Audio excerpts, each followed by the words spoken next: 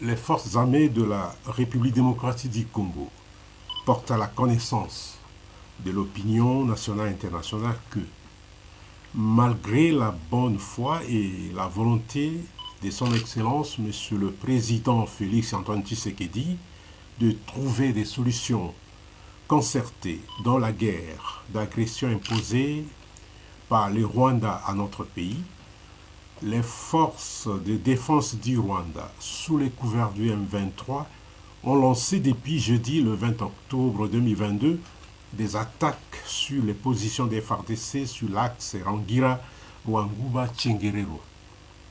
Après avoir essuyé des revers sur cet axe où elles croyaient s'emparer facilement de cet important tronçon routier en vue d'empêcher le ravitaillement des forces loyalistes, une autre offensive a été lancée sur l'axe Kamugenga, où les affrontements se poursuivent.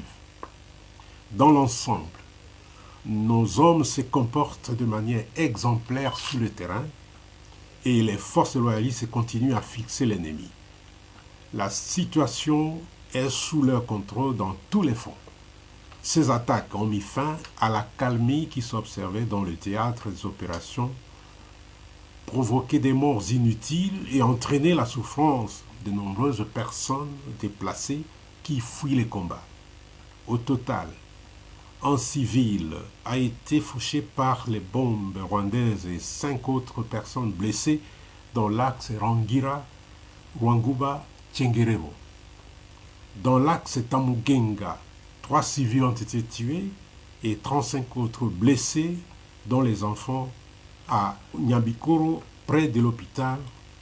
Les forces armées de la République démocratique du Congo rassurent la population de leur détermination de répondre avec vigueur à ces attaques, de défendre l'intégrité de notre territoire et de protéger la population jusqu'au Izi rero noneho ni breaking news, ni amakuru akomeye cyane yashyizwe ahagaragara na Repubulika Iharanira Demokarasi ya Kongo ndetse n'itangazo noneho riteye ubwoba iri ribasira guverinoma y'igihugu cy'u Rwanda ndetse n'umukuru w'igihugu cy'u Rwanda nyakubahwa Perezida Paul Kagame. N'itangazo ubona imbere yawe uraza gukomeza kugenda unyuzamo amaso, ariko natwe turaza kugarukaho kuri bimwe bikubiye muri iri tangazo risohotse aka kanya.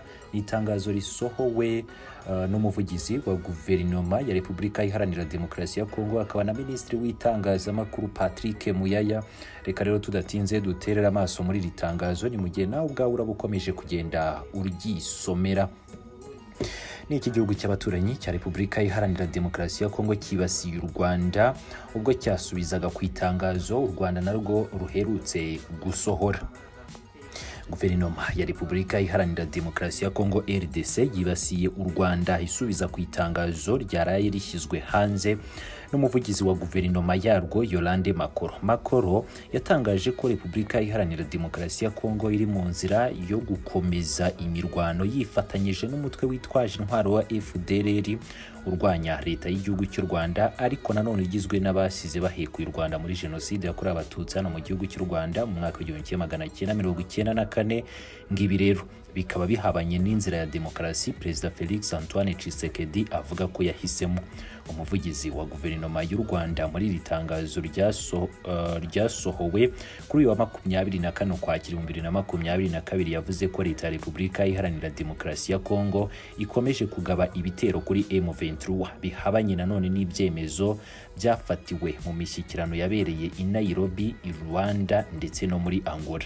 Yolande Makorati kwiyongera kw'ibitero bishya bya FARDC kuri M23 umutwe witwaje intwaro w'abanyekongo nukurenga ku myanzuro y'umutekano yashyizweho n'akarere harimo n'ibiganiro by'i Nairobi ndetse na Rwanda. Makoro yakomeje agira ati gukomeza gukwirakwiza urwango rushingiye ku bwoko, gukoresha intwaro ziremereye, kwibasira agace k'u Rwanda ko ku mupaka n'ibirego bidafite ishingiro ku Rwanda ntibikwiye noneho kwihanganirwa.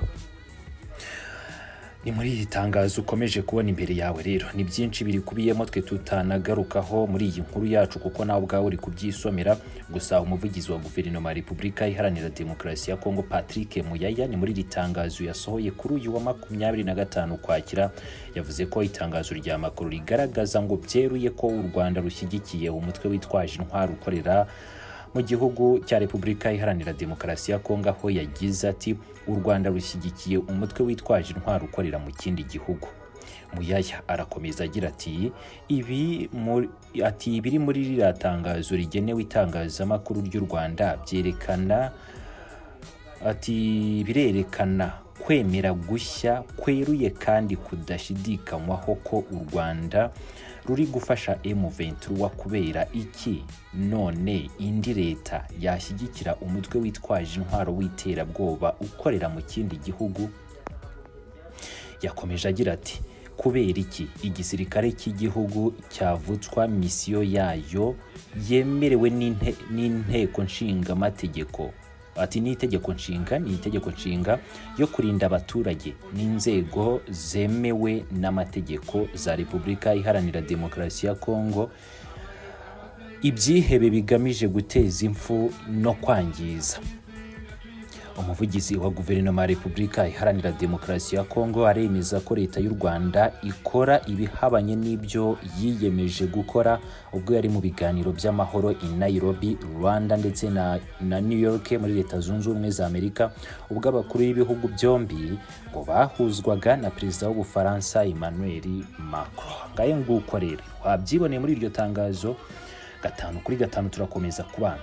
Intambara yongeye kubura mu majyaruguru y'uburasirazuba bwa Repubulika ya Demokarasi ya Kongo. Imirwano iravugwa ahitwa Rangira hagati ya Bunagana na Rucuru. Muri Beni naho haravugwa ubwicanyi bukomeye, no muri Masisi ahitwa Nyamaboko ya mbere. Navuganye na Jean Bosco Sebishimbo, umudepite mu nteko nshingamategeko y'intara ya Kivu y'Amajyaruguru, akaba ari na minisitiri w'ubutegetsi bw'igihugu n'umutekano muri leta asimbujwe ubutegetsi bwa gisirikare mu gihe kidasanzwe. Amakuru duhabwa n'igisirikare muri iki gitondo cyo kuwa 5 nuko bavuga ko imirwano itakajije umurego. Murabizi hari hashize iminsi myinshi hari mbese ibyo twita ngo ni cessez-le-feu cyangwa si imirwano itaba, ariko atari ukuvuga ngo hirya no hino haba abasirikare bacu, haba abasirikare ba uriya mutwe wa M23, atari ukuvuga ngo ubushamirane bwararangiye, ahubwo wenda ari inzego zibakuriye zaba zarabasabye kuba baha amahirwe inzira y'amahoro, ariko tukaba twumvishe ko nijoro habaye gushamirana ndetse kurasana tena byubuye. Ariko muri iki gitondo amakuru dufite nuko imirwano itakajije umurego, bisa naho wenda hari ibyo biteganya nk'ibiganiro cyangwa se inzira yindi y'amahoro ishobora gutanga agahenge mu akarere. Simbizi, ntabwo imirwano uko yari ikarishe nimugoroba umanzi uyu munsi itakomeje. None se iyo mubirebeye hafi musobanura gute iri yubura ry'imirwano, musanga ryatewe n'iki?